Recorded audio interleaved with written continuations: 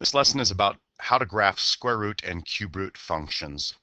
First of all, we notice here the graph of y equals the square root of x.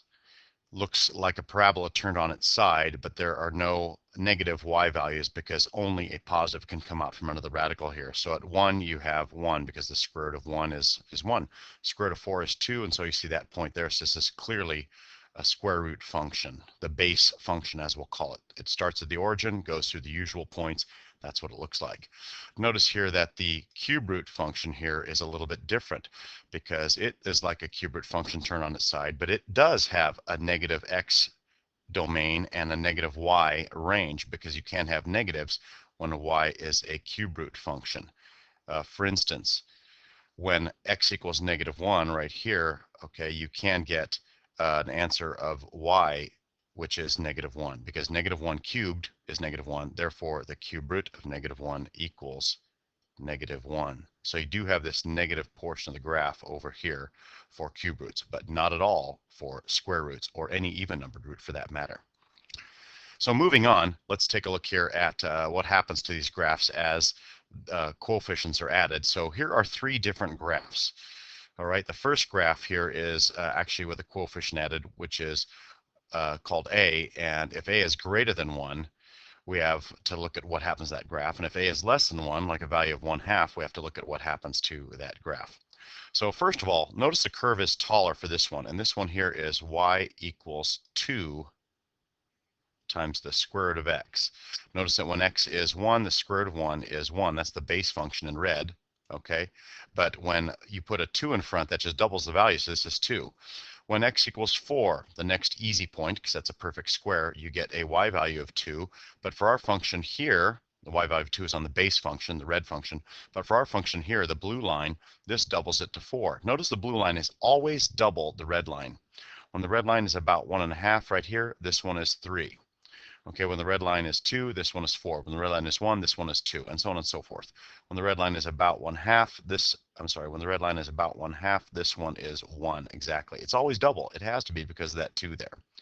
Okay, so that's what happens when you have an a greater than 1 when a coefficient of 2 is placed in front of the square root of x, what I call the base function, the red line. So your blue line is double that. I hope that's pretty apparent. Okay, if a is 1/2, now we're talking about the red line here, so I'll color code it for you. I'm sorry, we're talking about the green line here, so I'll color code that for you. But what happens is when a is 1/2, this is going to be half those values. Notice here when the red line, the base function was 1, this one was a half. Well, because this green line is y equals 1/2 times the square root of x. And so when x is 4, the red line is 2, this one is 1. So we should notice that a makes the curve taller only if a is greater than 1, and a is going to make the curve shorter or compress it down close to the x-axis here if a is less than 1, like when a equals 1/2 or any number smaller than 1. So that's how the a factor or a coefficient out in front affects that graph. Okay, so when we see this, we're talking about y equals a, some coefficient times the base function of square root of x. Okay, so that a is going to affect the shape of the curve.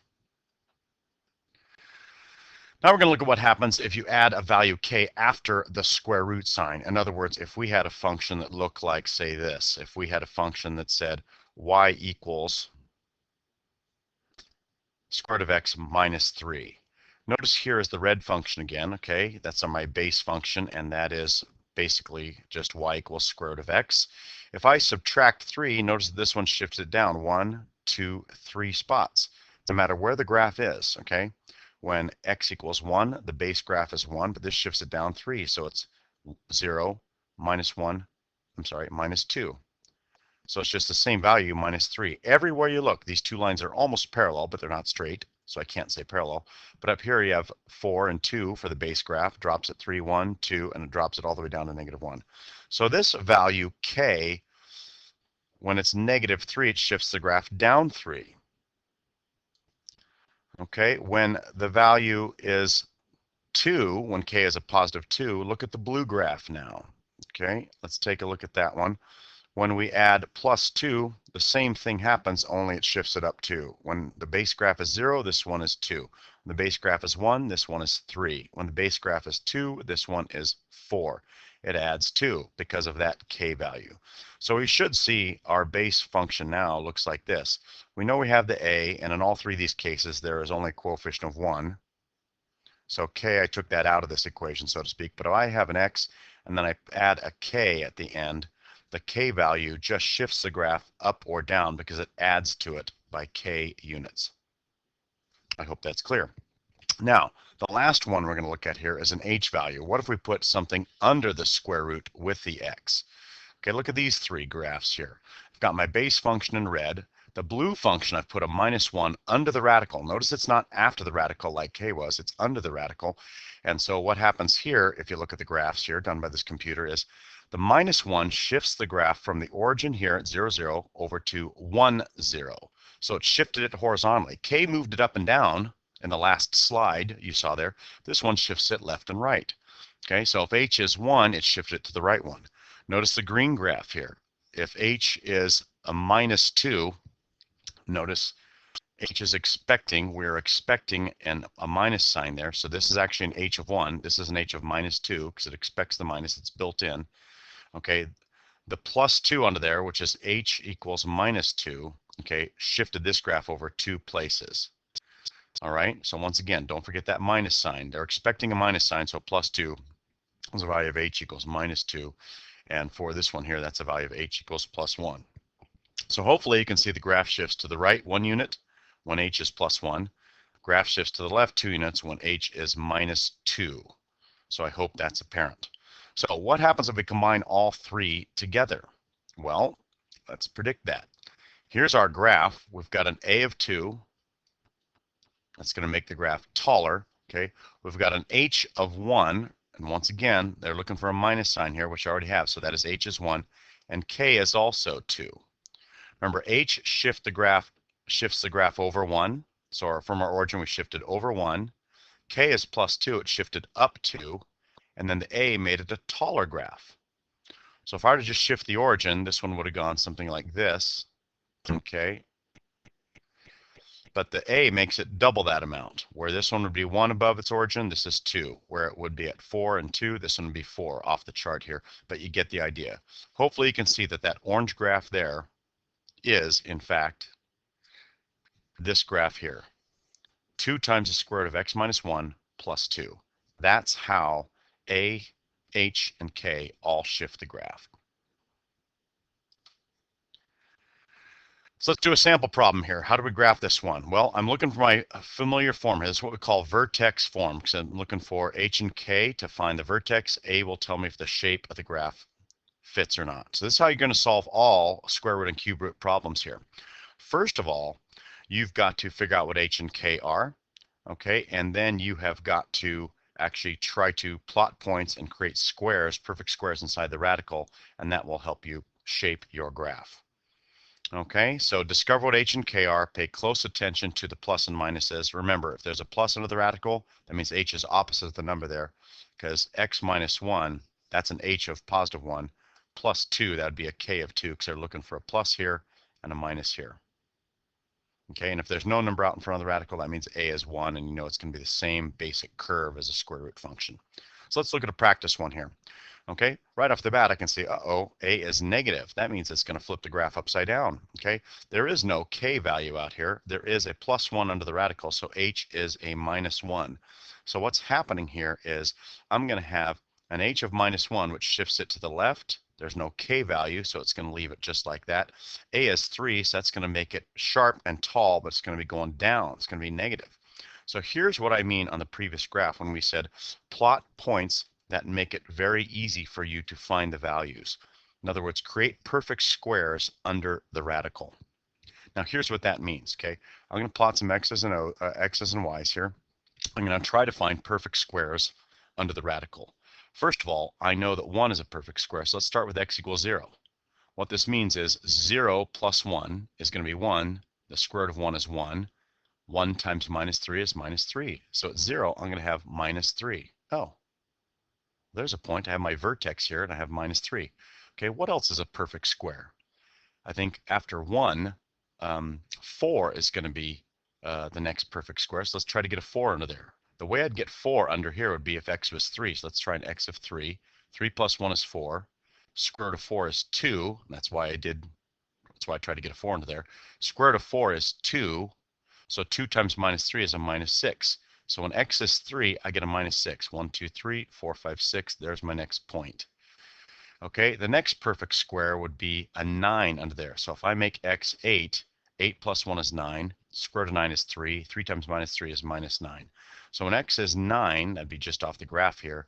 When x is 8, this is going to be minus 9, which would be just off the graph here. And you can clearly see that this is what the graph is going to look like.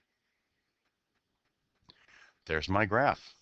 I used my a of minus 3 to know that's going down. It's going to be taller than the base graph of y equals square root of x. This is an h of minus 1, so the graph started way over here, shifted to the left one. If that was an x minus 1 under the radical, h would have shifted it positive 1.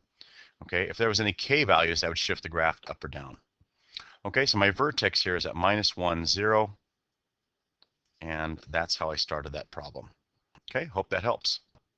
Now, what about cube root functions? First, we've got to notice that cube root functions, if you look way back at our beginning slide, they go sideways like this. They have a very sharp turn in here, and they are going to have a negative x and negative y, unlike square root functions, which only look like this. They can only be positive unless you had a negative a.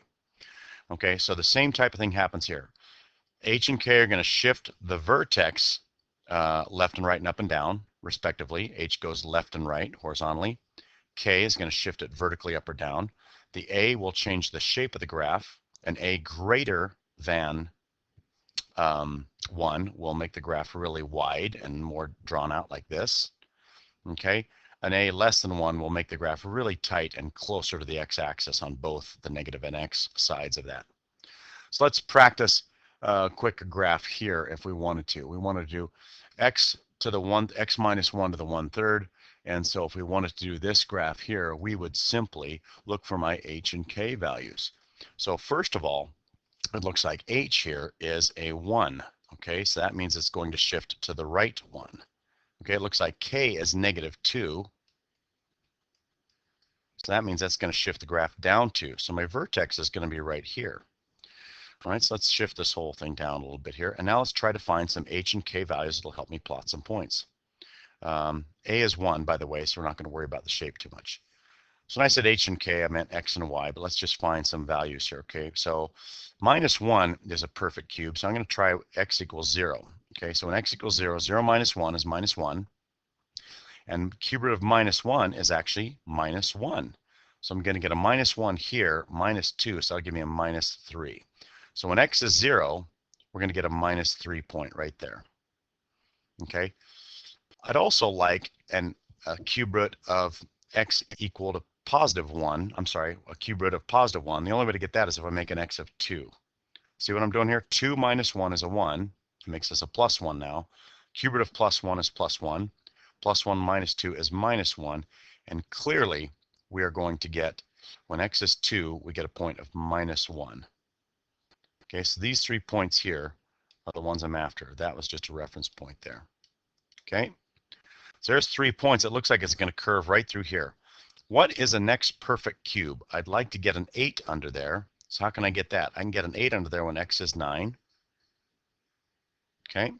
So if I make x 9, 9 minus 1 is 8. Cube root of 8 is 2. 2 minus 2 is 0. So when x is 9, this is 0. It's going to be way out there, just off the graph. And that looks consistent with the cube root shape. Okay. The other corresponding one would be if I can get a negative 8 under there. So to get a negative 8, I'll make an x of minus 7. Minus 7 minus 1 is negative 8. Negative 8 minus 2, negative 8 square root is minus 2. Minus 2 minus 2 is minus 4. So at 7, this would be a minus 4. And there you have a nice symmetrical graph. From this point here, it went over 7 and down 1. From this point here, it went over 7 and up 1. So our graph is going to look like this. And the main thing I need to understand here is that the h shifted it to the right one. The origin would normally be here. The h shifted it to the right one. The k of minus 2 shifted it down 2. So here's where my new origin was. And then the rest of the graph is the same shape as your root function of y equals cube root of x, because a was 1. So we hope that these tips help you. You should be hopefully able to graph all kinds of square root and cube root functions using those tools.